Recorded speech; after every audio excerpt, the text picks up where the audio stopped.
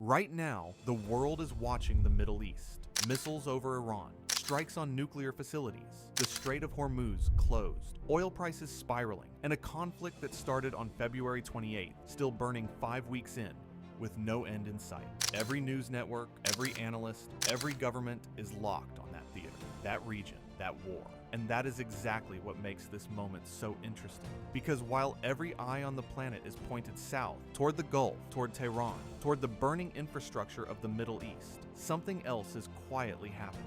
Something that will outlast this war by decades. Something that will matter long after the Strait of Hormuz reopens, long after the ceasefire is signed, long after the headlines move on. It is happening at the top of the world, in the Arctic. The Arctic is not at war, but it is changing faster than almost anyone in the mainstream conversation is willing to discuss.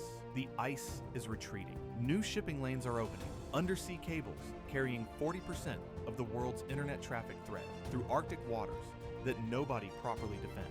Energy reserves worth trillions of dollars are becoming accessible for the first time, and the great powers, Russia, China, the United States, are all repositioning for a competition in the high north that will define the next 50 years of geopolitics. Attention is a zero-sum resource, and right now, the world's attention is fully spent on Iran, which means the Arctic is being quietly restructured right now, this week, this month, without anyone watching. And at the center of that restructuring sits a country most people think of only when someone mentions saunas, reindeer, and the northern lights, Finland. Not by accident, not by luck, by design. Pull up a map of the Arctic, a real map, not the flat projection most people see, a polar projection centered on the North Pole, showing the world the way it actually looks from above. What you see immediately changes everything. Russia dominates the Eurasian side of the Arctic, nearly 24,000 kilometers of Arctic coastline, more than any other nation on Earth. Its northern fleet, headquartered on the Kola Peninsula, controls the passage between the Norwegian Sea and the Barents Sea. Russian strategic submarines, the ones that carry submarine-launched ballistic missiles capable of hitting any city in North America within 30 minutes, operate in those waters. The Kola Peninsula alone concentrates more nuclear firepower per square kilometer than almost anywhere else in the world. Russia keeps it there because it is supposed to be deep in the rear, protected by distance, ice, and geography. An Arctic fortress behind a frozen moat. Now look at the map again. Finland sits directly adjacent to that fortress. The Finnish border approaches within striking distance of Murmansk, Russia's only warm water Arctic port, the one that stays ice-free year-round and keeps the northern fleet operational in all seasons. The Finnish border at its northern extreme is less than 200 kilometers from facilities that Russia's entire nuclear deterrent strategy depends upon. For 7 decades, that proximity was manageable for Moscow. Finland was neutral, not hostile, not allied, just present, like a cautious neighbor who keeps their fence trimmed and never causes trouble. Russia could plan its Arctic strategy without factoring Finland into its threat calculus. Then on April 4th, 2023, everything changed. Finland joined NATO, and overnight, Russia's Arctic fortress, the one designed to project power safely from behind a frozen moat, found itself with a NATO ally sharing its most sensitive southern flank. Every radar installation on the Kola Peninsula, every submarine base, every logistics hub, every airfield, all of it now sits within range of a country that is formally on the other side. That is not a minor adjustment. That is the entire Arctic strategic geometry of the last 70 years, collapsing in a single afternoon.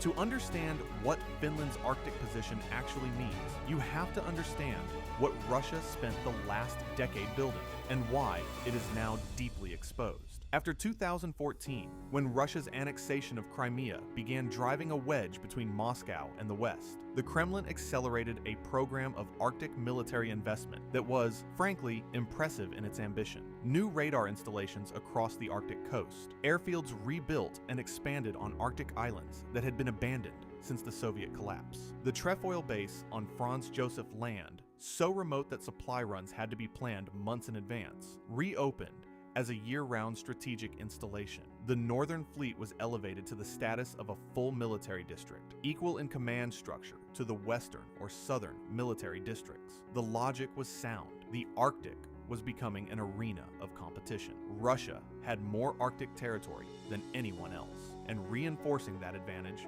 was worth the investment. But there was an assumption baked into all of it. The assumption was that the southern approach to Russia's Arctic infrastructure would remain strategically quiet, that Finland would stay neutral, that the NATO boundary would remain comfortably distant from the Kola Peninsula and the Northern Fleet's operational areas. That assumption no longer holds. Finland's NATO membership introduced something Russia cannot neutralize through Arctic investment alone: persistent Allied observation of its most sensitive northern assets from adjacent, sovereign, Allied territory. You can build a radar station, you can harden a submarine base, but you cannot make yourself invisible to an allied nation's sensors, intelligence networks, and F-35 platforms operating from bases less than 300 kilometers away. Russia's response revealed how seriously Moscow takes this. New force structures were created specifically for the northwestern threat axis.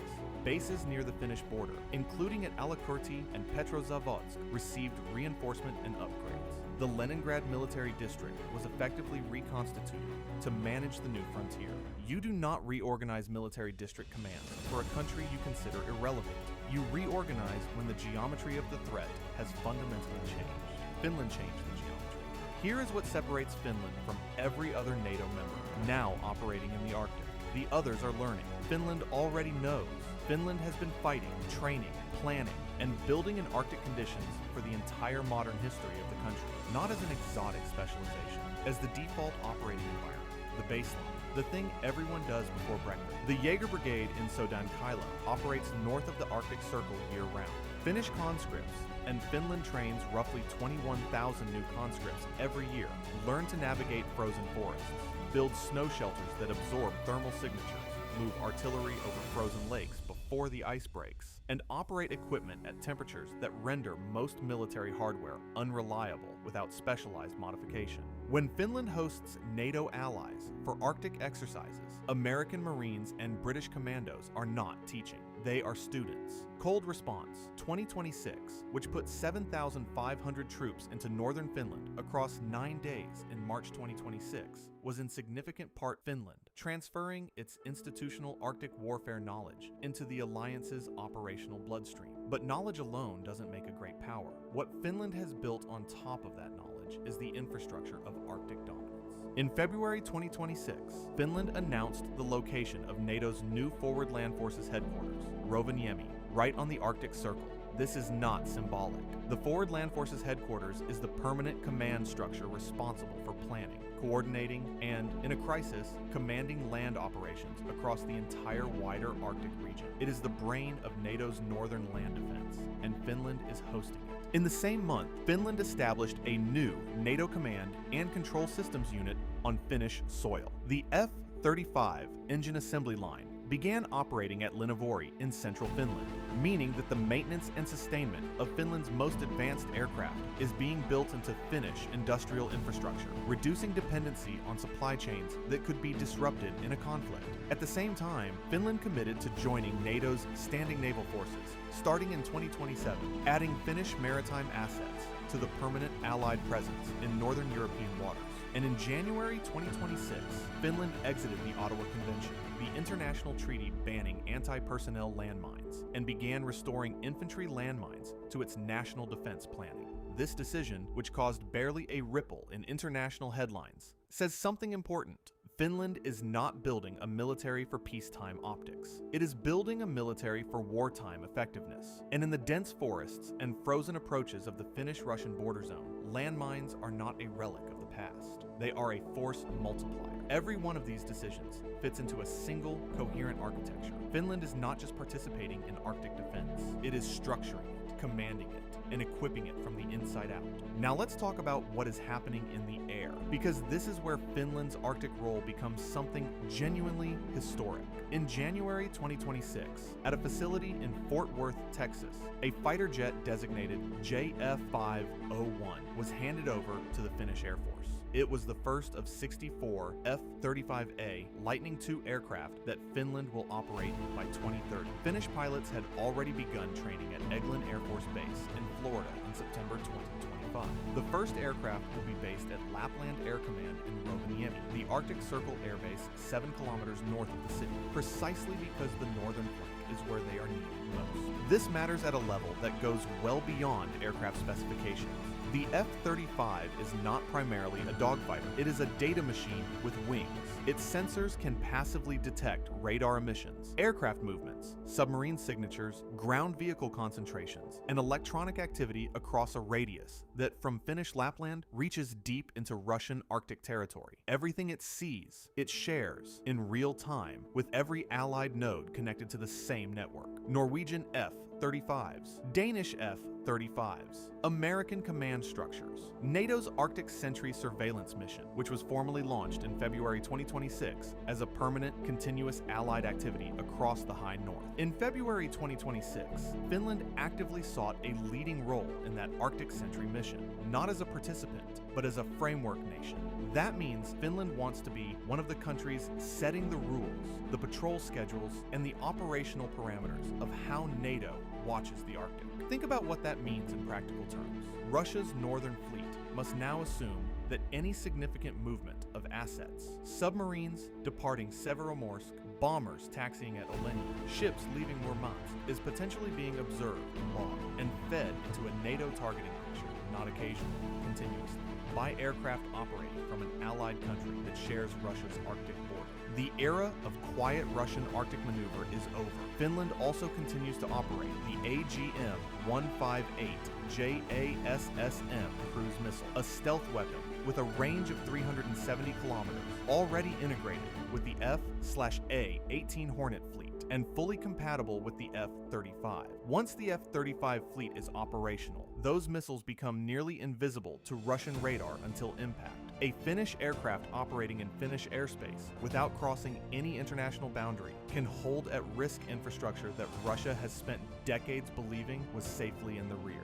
That is a strategic revolution, achieved quietly, methodically, within the framework of a defensive alliance. Here is a dimension of Finland's Arctic power that almost nobody discusses, and it might be the most consequential of all in the long run. The Arctic is not just a military theater. It is an economic and logistical frontier, and in that frontier, the single most important piece of infrastructure is not a missile battery, a radar installation, or an airbase. It is an icebreaker. An icebreaker is what allows you to physically operate in Arctic waters year-round, to keep ports open, to escort supply convoys, to move submarines through seasonal ice, to project naval power in an environment that closes itself to conventional ships for months at a time. Russia operates approximately 40 icebreakers, more than the rest of the world combined. For decades, this gave Moscow a structural Arctic advantage that no amount of military investment by other nations could easily replicate. Building an icebreaker is not like building a destroyer. It takes years. It requires specialized shipbuilding expertise, and the knowledge base is concentrated in very few places on Earth. One of those places is Finland. Finnish shipbuilding companies have designed or built approximately 60% of the world's icebreakers. The engineering expertise, the technical knowledge, the industrial capacity to produce ice-capable vessels. It sits in Finnish shipyards and Finnish engineering schools. This is not a coincidence of geography. It is the accumulated product of over a century of operating in environments where ice is not an obstacle to be avoided, but a reality to be managed. In November 2024, Finland, the United States, and Canada signed the Ice Pact, a formal trilateral agreement for joint icebreaker construction. The United States currently operates fewer than 5 operational heavy icebreakers. The gap between American Arctic ambition and American Arctic maritime capability is enormous. Finland is the country helping close it. What this means strategically is profound. Finland is not only providing NATO with the knowledge base for Arctic land operations and the sensor architecture for Arctic air surveillance, it is providing the shipbuilding expertise that will eventually close the icebreaker gap between the Western Alliance and Russia, giving NATO the ability to operate in Arctic waters year-round with a credibility it has not had in decades. Finland is not just a military power in the Arctic. It is the Arctic's industrial and technological foundation. Step back from any single Finnish capability and look at the whole picture. What Finland has built, what it has joined, and what it is shaping in 2026 is not an isolated national defense story. It is the central node of an entirely new Arctic security architecture. In March 2026, NATO launched Operation Arctic Sentry as a permanent, multi-domain mission across the high north, land, maritime, air, cyber, and space, anchored to Joint Force Command Norfolk, the American-led command responsible for the North Atlantic. Finland is one of the framework nations of that mission. Norwegian, Swedish, Danish, American, British, and Finnish capabilities are being fused into a single, layered detection and response grid that stretches from the North Atlantic to the Barents Sea to Finnish Lapland. In that same month, a Nordic-Canada summit in Oslo brought together the leaders of Finland, Norway, Sweden, Denmark, Iceland, and Canada to discuss Arctic nuclear deterrence frameworks and coordinated Arctic defense postures. Finland was not a peripheral participant in those conversations. It was a principal. Sweden's NATO membership, which followed Finland's by less than a year, completes a picture that would have been unimaginable in 2021. The Baltic Sea is now a NATO-dominated body of water. Every coastal state, every significant port, every major shipping lane is controlled by alliance members. Russia's Baltic Fleet, based in Kaliningrad, operates in what strategists genuinely describe as a NATO lake, surrounded on all sides by Allied territory, sensor networks, and anti-ship missile systems. Finland sits at the hinge of this new architecture. Its territory connects the Baltic Security Zone to the Arctic Security Zone. Its command structures link the Nordic allies to the American strategic framework. Its industrial base supports Allied icebreaker construction. Its training grounds are where NATO learns to fight in the cold. Remove Finland from this picture, and the architecture has a hole in it, a gap, an exposed northern flank where the Baltic and the Arctic are disconnected. With Finland present, performing, and leading, the architecture is complete. There is a concept in military strategy called cost imposition. It means engineering your presence and capabilities in a way that forces your adversary to spend resources, attention, and planning bandwidth simply responding to what you might do, even if you never do it. Finland does this better than any other country in NATO, and it does it in the most characteristically Finnish way possible, quietly, without announcement, without theatrics, and without ever claiming credit. Every ruble Russia spends hardening bases around Murmansk and Petrozavodsk is a ruble responding to Finland's NATO membership, and therefore a ruble not spent in Ukraine, not spent on the Pacific frontier, not spent on technology modernization. Every Russian general who has to factor Finnish F-35 coverage into the Kola Peninsula's defense planning is a general spending cognitive bandwidth on a problem that didn't exist 3 years ago. Russia tested Finland's resilience through hybrid means: border migration pressure, information operations, energy supply manipulation. Finland responded with administrative precision, closing crossings, passing legislation, activating contingency plans that had been on the shelf for years. Not panic, not escalation, system activation. Finland treated each Russian pressure test the way a maintenance engineer treats a fault alert: acknowledge, isolate, correct, document. That is not weakness. That is something much harder to deal with than strength. It is unshakable institutional competence. In 2026, Finland is simultaneously hosting NATO's Arctic Land Forces Command in Rovaniemi, receiving its first F-35 fighters, operating Europe's largest artillery training ground in Rovajärvi, building F-35 engine maintenance infrastructure on Finnish soil, contributing to NATO's Arctic Sentry permanent surveillance mission, leading Allied Arctic warfare training for 30,000 troops, developing the trilateral icebreaker construction program, and expanding its reserve force while restoring landmine capabilities to national defense. Each of these is a separate story. Together, they describe a country that has made a sovereign decision, not under pressure, not in panic, but deliberately, to become the cornerstone of the West's Arctic strategy for a generation. Let's end where the real story begins. There is a small detail about Finland that says everything you need to know about this country and its relationship with the North. The Finns have a word, sisu. It doesn't translate cleanly into any other language. It means something like grit, but deeper than grit. It means the refusal to accept defeat, even when logic says defeat is inevitable. It is the thing that kept 350,000 Finnish soldiers fighting against nearly 1 million Soviet troops in 1939 and 1940. Not winning, not surrendering, just refusing to stop. That cultural memory is not nostalgia. It is an operating principle, a design standard. The invisible specification underlying every howitzer battery, every conscript training cycle, every underground shelter, every Arctic patrol route, every command headquarters carved into the bedrock of Lapland. Finland is not preparing for war because it wants war. It is preparing for war because it believes with absolute institutional conviction that the best way to ensure war never comes is to make war unwinnable against you. The Arctic is changing. The ice is retreating. The competition is accelerating. New shipping lanes, new energy reserves, new strategic corridors are emerging from a landscape that used to be its own defense. Great powers are repositioning. Russia is fortifying. China is probing. The United States is trying to catch up on icebreakers it should have built 20 years ago. And in the middle of all of it, at the geographic center of the most contested region in the world's next chapter, a country of 5.5 million people is quietly, systematically, and with absolute Finnish certainty becoming the most important military power in the Arctic. Not because it declared itself so, because it built itself so. One conscript class at a time, one artillery position at a time, one sensor network, one icebreaker design, one command headquarters in a frozen city on the Arctic Circle at a time. The North has a new center of gravity, and it has earned it the hard way.